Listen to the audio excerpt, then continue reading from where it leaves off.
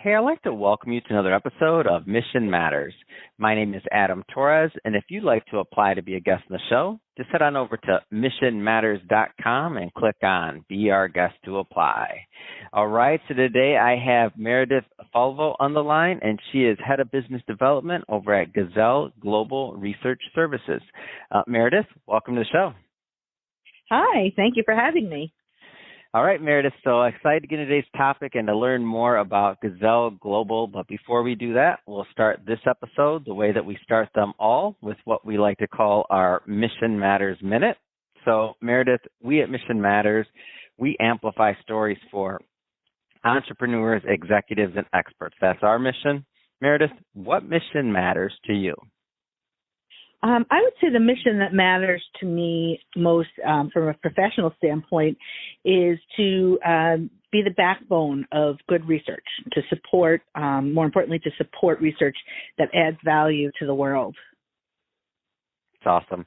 Love bringing mission-based individuals on the line to share, why they do what they do, how they do it, and really like what we can all learn from that so that we can all grow together. So definitely great to have you on.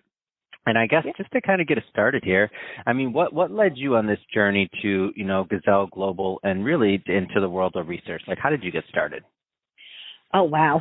So I got started right out of college. I was kind of born into the industry. My father ran a focus group facility. Wow. That's so cool. I've talked to a lot of individuals in research. You're the first that I've ever talked to that was born into. That's amazing. Oh, yeah. I grew up eating respondent sandwiches and food from clients that my dad would bring home. That's so cool. I was slated to be a history teacher, and he said to me, just come and work for me for a couple of months. I just lost 2 project managers at the same time. And just get me back on my feet. Okay. And then, 20 plus years later, here I am.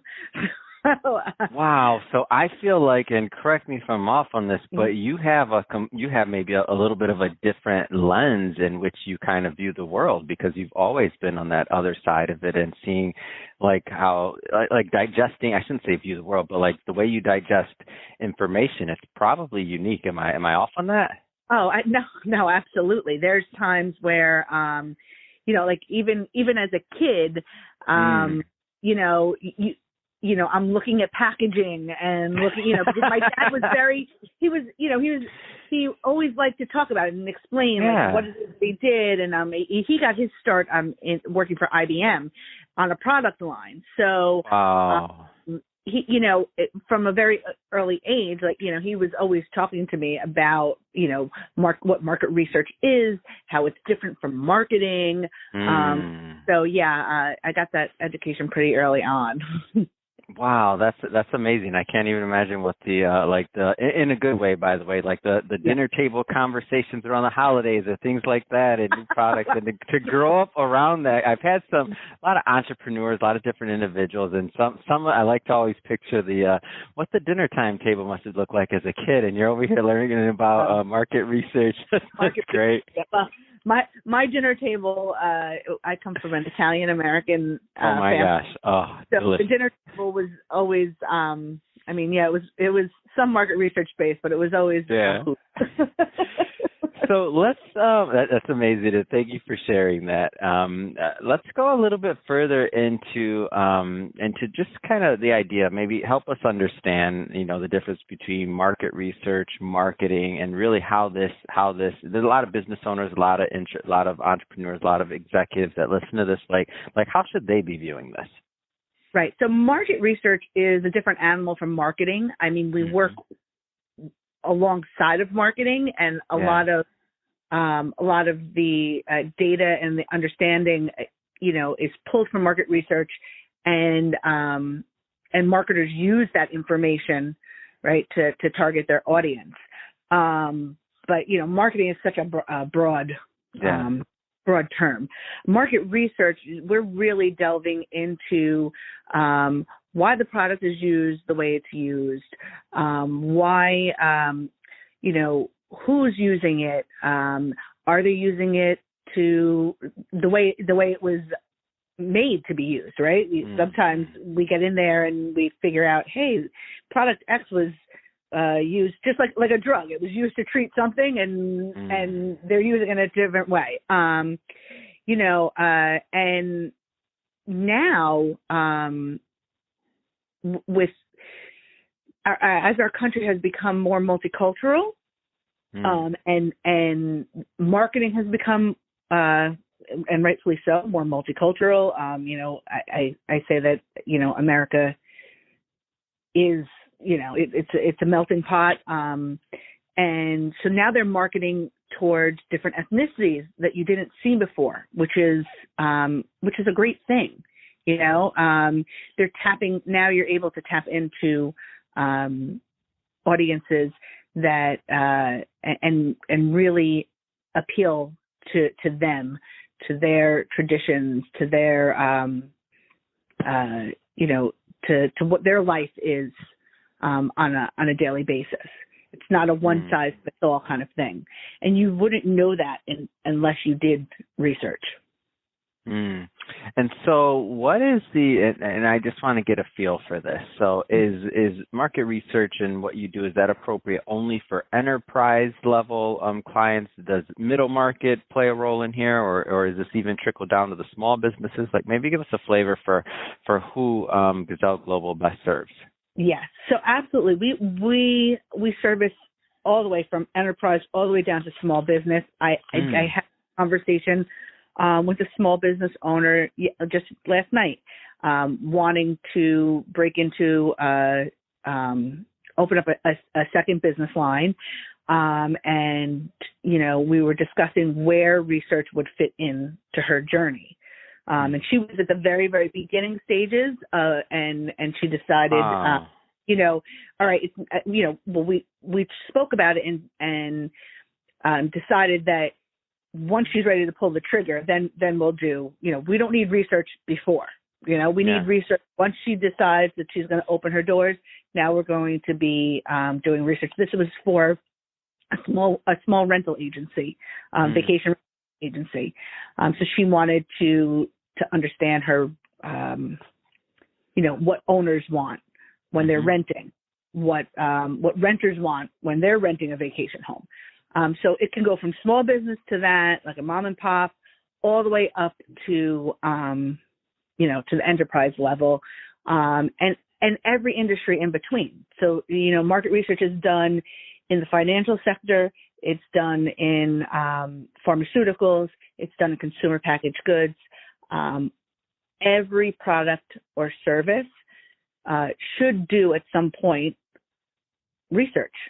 Because you think your customers, but you really need to hear from them. You really need to hear, especially when you're talking at like the big levels, the Pepsis and Frito-Lays of the world or whatever. If you're going to change something, a formula, or change a packaging, or bring out a new product.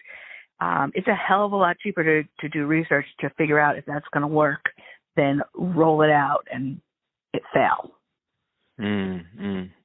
What kind of difference can this work make? Like, give me maybe some an example, or maybe even just some work that you've worked on that you're proud of. Like, give us a little bit of insight behind your wall over there.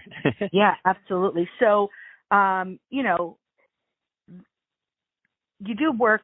You do what you have to do to pay the bills, right? So of course. there's some work that's you're saving the world one shampoo at a time, and then there's work that's really meaningful, and you see it, and you're proud of it.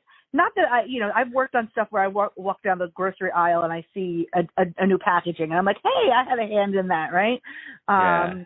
But there's some research and just getting back to like the world being multicultural and really supporting diversity and inclusion and those efforts. They're, like I said, they're doing research now in the LGBTQ space, with Hispanics, with African American, to really understand their journey. And so, I've done work there was a TV network that came to us and said, listen, we kind of want to create the Bible of ethnicity and ethnic traditions and backgrounds. And we're going to make content based on that, right? So this was like a year-long journey of following a panel of people of every race, color, creed, everything. Wow. And we followed them for a year, doing figure out how does this particular segment celebrate birthdays, or what are big traditions in this for this race, and it was to know that we had a hand in that. Now, of course, we're Gazelle Global we're not analyzing or giving making any suggestions for products or anything. We're the backbone, right? So we're the ones who are going out and finding the people, running the data, but it's so awesome to see that you have a hand in programming on this major network that's now going to use your research to create shows. I've done stuff for people with disabilities, where we had a service provider who wanted to improve on their remote control. So we had to speak to people who were blind, people who were had hearing issues, and they're going to take that information from these people and make their life better. So, market research is not just about feeding marketing. It's also about improving your product to make it better. And I mean, any work that we do in the healthcare sector, I mean, that's directly going to make someone's life better. So, that's awesome. Anything from pharmaceutical drugs or working a glucose monitor, maybe, is it accessible for an elderly person to do this, or someone with arthritis, or can they open this bottle, or, so it doesn't even have to be, a drug. It could be more, how they're using the product. So that's, that's where you stand back and you say, okay, so I'm making a difference in the world. It's, That's awesome. Yeah.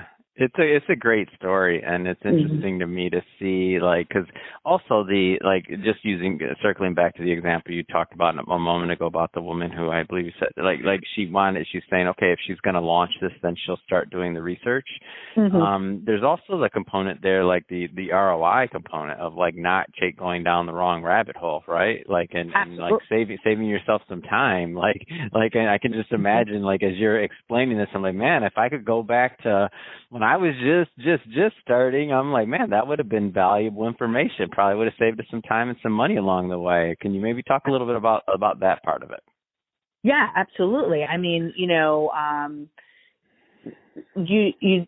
don't want to roll a product or a service out without having to speak with the people that your customers, because you may, how are you going to market? In your case, how are you going to market this podcast? What platforms are you going to be on?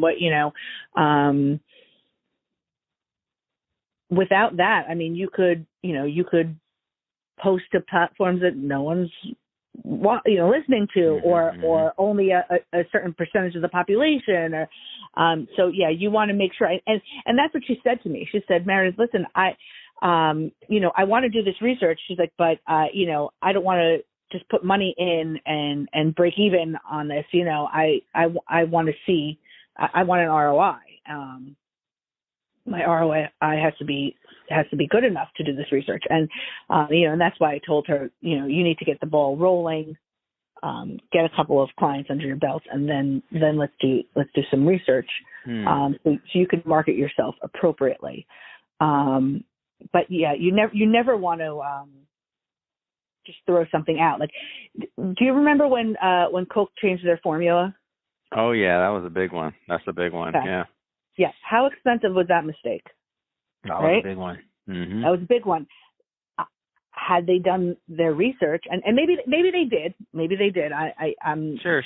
That's not my area of expertise, but I can't imagine that they did good research and then found out that it was a big flop, right? Mm-hmm. So yeah, that's just one of the examples, and for a small business owner, that could be a life savings. Yeah, for sure. At the enterprise level, it may be a drop in the bucket. Mm-hmm. Well, Meredith, first off, speaking of, I know we just barely scratched the surface on your depth of knowledge, and as long as you've been, in this field, and again, the first person I've met that it was in their blood, I'll say, which I think is amazing. Actually, that being, go ahead. I will tell you that there are a lot of us out there that have been born into market research. It seems. Wow. There's a lot of them. Well, that being said, I really appreciate you coming on the show today and sharing your knowledge, sharing your mission with our audience. That being said, if somebody is listening to this and they want more information about Gazelle Global and to continue the conversation with you, what's the best way for them to do that? Oh, absolutely. They could visit our website, which is gazelleglobal.com, or I am available on LinkedIn. It's LinkedIn /Meredith Salvo. And I'm up on the website also, so they'll be able to find me there. And we'll put all that information on there so that in the show notes, so that our audience can just click on the links and head right on over. And speaking of the audience, if this is your first time with Mission Matters or engaging in an episode, we're all about bringing on business owners, entrepreneurs, and executives and having them share their mission, the reason behind their mission, what gets them fired up to go out into the world and to make a difference. If that's the type of content that sounds interesting or fun or exciting to you, we welcome you. Hit that subscribe button. We have many more mission-based individuals coming up on the line, and we don't want you to miss a thing. And Meredith, really, it has been a pleasure. Thank you so much for coming on, and have a great rest of your day. Thank you. Thank you also. Thank you for having me.